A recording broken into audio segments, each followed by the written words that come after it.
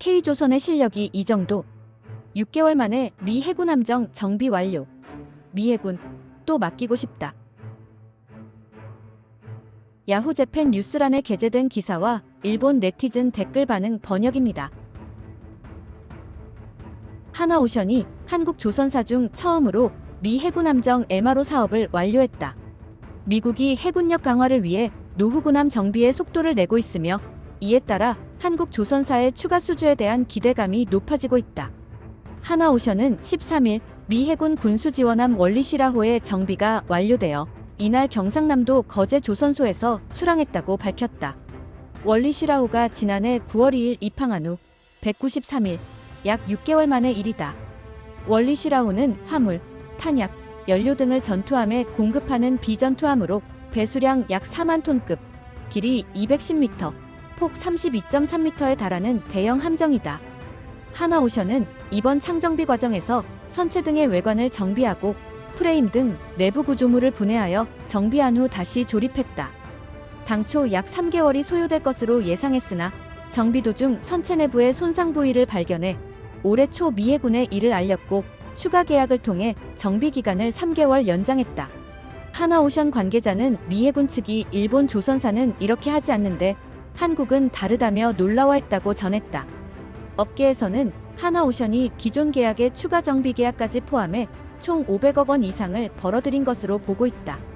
미군 군사해상수송사령부의 패트릭 무어 한국 파견대장은 이날 출항식에서 앞으로도 협력 관계를 강화할 수 있는 많은 기회가 있을 것이라고 밝혔다. 대경대 군사학과 김기원 교수는 함정 정비 중에도 즉시 작전에 투입할 수 있는 한국의 지정학적 위치가 추가 수주 가능성을 높일 것이라고 설명했다.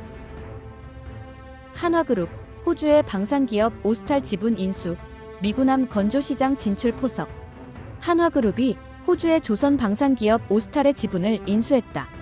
미국의 조선소를 보유한 오스탈의 최대 주주가 되어 미국 군함 건조시장에 진출하려는 전략으로 풀이된다. 한화는 17일 호주 증권거래소의 장외 거래를 통해 오스탈의 지분 9.9%를 직접 인수했다고 밝혔다. 또한 호주 현지 증권사를 통해 추가로 9.9%의 지분에 대한 총수익 스와프를 체결했다고 발표했다. 이로써 한화는 두 거래를 통해 오스탈에 대해 직간접적으로 19.8%의 지분을 확보하게 되었다. 이는 현재 최대 주주인 타타랑 벤처스보다 많은 지분이다. 오스탈은 미 해군에 함정을 공급하는 4대 주요 기업 중 하나이다.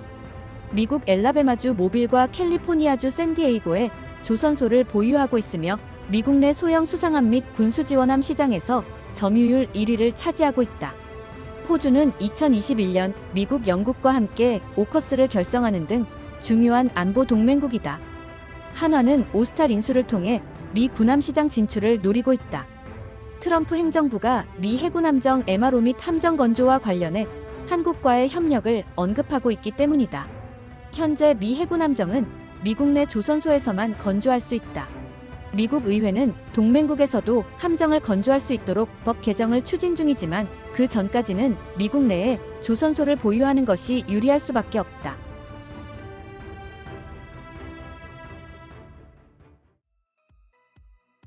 난 일본인이고 Z세대인데 솔직히 이거 엄청 부럽다. 한화가 일본 방산기업인 미쓰비시, 가와사키, IHI까지 인수해서 일본에도 세계 최첨단 K방산을 확산시켜줬으면 좋겠어. 솔직히 일본식 방산은 아저씨 감성이야. 방산도 이제 음악, 춤, 영화, 드라마처럼 K스타일을 도입할 때가 됐다고 봐. 뭐 아저씨들한텐 이 댓글이 충격일 수도 있겠지만 일본 Z세대는 다 그렇게 생각해. 일본은 완전히 엉망이야. 일본은 자국에서 못 만들고 중국과 합작에 열중하고 있으니까. 경제산업성은 도대체 뭐 하는 거야? 이러다 일본제철도 인수당하는 거 아냐? 기술 문제가 아니라 400m급 도크가 문제야. 일본은 저가 선박은 한중에 맡기고 주문 제작형 조선으로 방향을 바꿨어. 그래서 그런 배를 원하는 곳에서는 일본 조선소를 찾고 있고 이미 몇 년치 일정이 꽉 찼어. 그런 회사가 어디야? 도크가 꽉 찼다는 곳이 어디지? 일본의 조선 기술이 한국과 중국에 어떻게 빼앗겼는지 다큐멘터리로 밝혀졌으면 좋겠다. 도둑 맞은 게 아니라 한중은 설비가 새롭고 거대하며 인건비도 달라. 그래서 일본은 특수선박 위주로 수주할 수밖에 없게 된 거겠지.